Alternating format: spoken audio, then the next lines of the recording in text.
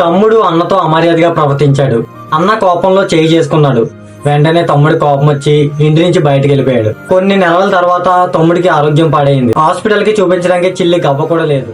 అయితే డబ్బుల కోసం తన ఫ్రెండ్స్ కాల్ చేశాడు. వాళ్ళు మొహమాటం లేకుండా మా దగ్గర డబ్బులు లేవని చెప్పేశారు. అలాగే తన ఫ్యామిలీ మెంబర్స్ కి కాల్ చేసి డబ్బులు అడిగాడు. వాళ్ళు కూడా మొహం పైన లేవు అని చెప్పేశారు. వెంటనే బాధతో తన అన్నయ్యకి కాల్ చేశాడు. అన్నయ్య కాల్ లిఫ్ట్ చేయగానే తమ్ముడు కాల్ కట్ చేశాడు. ఎందుకంటే తన అన్నతో గొడవ పడి ఇంటి నుంచి బయటికి రావడం వల్ల.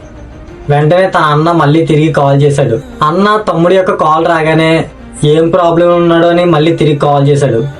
తమ్ముడు ఎలా ఉన్నావు అని అనగానే తమ్ముడు కళ్ళల్లో నీళ్ళు వచ్చాయి. వెంటనే తమ్ముడు తన బాధ అంతా చెప్పుకున్నాడు. అన్న, నాకు ఆరోగ్యం బాగాలేదు, ఎవరిని డబ్బులు అడిగినా ఎవరు సాయం చేయలేదు. వెంటనే తన అన్న పరిగెత్తుకుని తన తమ్ముడి దగ్గరికి వెళ్ళి హాస్పిటల్కి తీసుకెళ్తాడు. ఎన్ని గొడవలున్నా అన్నదమ్ములతో ఎప్పుడూ అమర్యాదగా ప్రవర్తించకూడదు. ఎందుకంటే ఈ ప్రపంచంలో ఎవరు మనల్ని ఒంటరిగా చేసి వదిలి వెళ్ళిపోయినా మన అన్నదమ్ములే మనకు అండగా నిలబడతారు.